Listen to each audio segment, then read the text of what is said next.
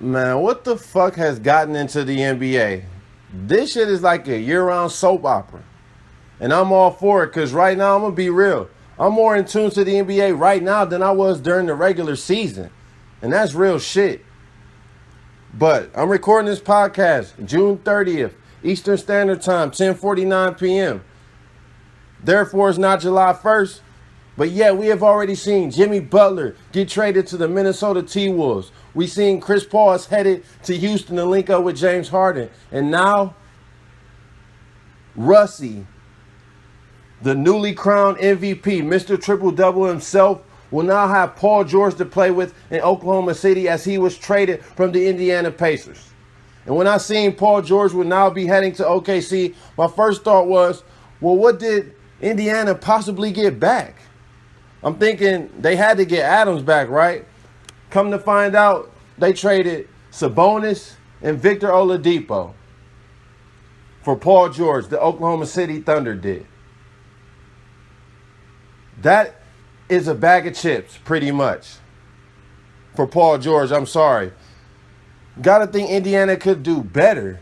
But this lets you know, obviously, what their thoughts of Kevin Love was. They didn't see their franchise going anywhere with him if they were to acquire him. So they obviously passed on that. Jeff Goodman at ESPN reported the Boston Celtics offered them 3 first-round picks on draft night. They turned that down. So obviously they weren't too high on any of the top 3 draft picks this year. So Indiana, they're just looking to rebuild for the future and get something back. Victor Oladipo, I mean, I honestly can't fathom what Indiana is thinking. But OKC, this is a great trade for them.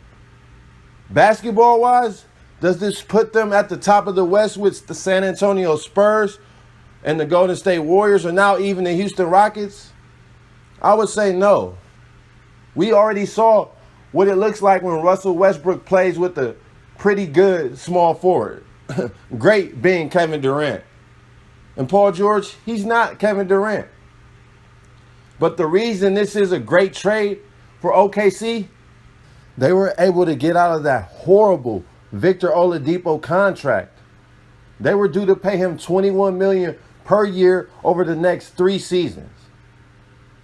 And yes, this is a 1-year rental for Paul George, but you have to take into account if he is to leave, that $21 million that Victor Oladipo was due for the next 3 seasons had he still been on their roster now opens up and gives them a chance to pair Russell Westbrook with someone else next summer before his contract is up in 18-19 after that season. So, I mean, you got to tip your hat to Sam Presti because he gave OKC new life. $21 million could be used for a whole lot more valuable player or multiple players than just Victor Oladipo. And had this trade not happened, I'm not sure he would be able to move such a poor contract. And that's why I'm also like perplexed as to why Indiana would take on that money. Like, they're obviously going in the tank. And I guess they'll go from there. But overall, great trade for OKC. Basketball-wise, I don't really want to get into that too much. I hope it works out, and I hope Paul George and Russell Westbrook could be the start of something. I mean, it's not even July 1st. They could acquire some more players, key pieces that make this team even more interesting, put them in the conversation with the Golden State, San Antonio, and now I guess the Houston Rockets. But before I move on to the Chris Paul trade, I want to touch on the Cavaliers because all summer we heard they're trying to acquire Jimmy Butler. He's now in Minnesota. They are trying to acquire Paul George. He's now in Indiana. So what's really next for the Cavs? Kevin Love obviously is not that valuable in the open market at all. And going back into next season with the same team, I don't know. Don't forget, this is a 1-year rental for Paul George. And if LeBron goes into next season with the same team, and now think about how poor the East is. Paul George is now going west. Jimmy Butler is now going west.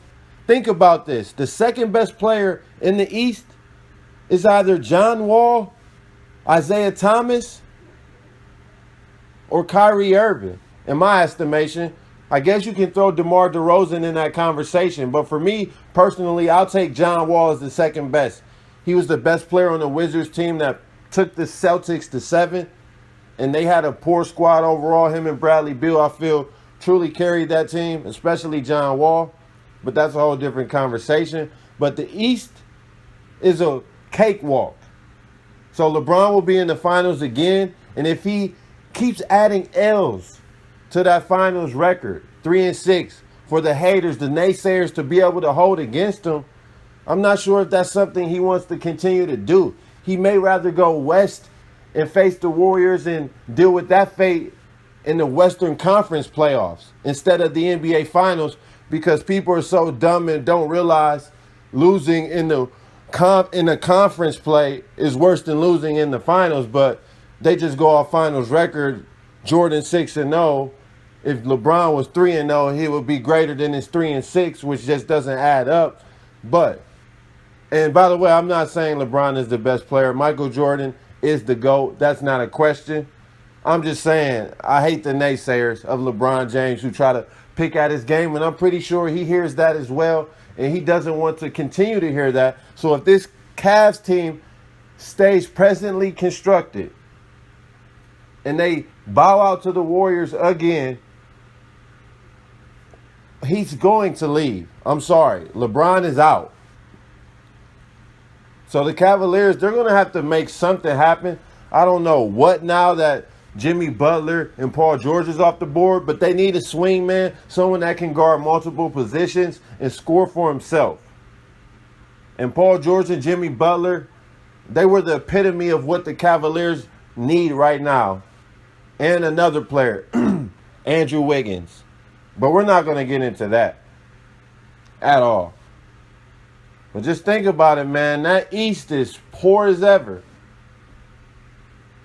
It's truly poor. Danny Ainge, what are you doing?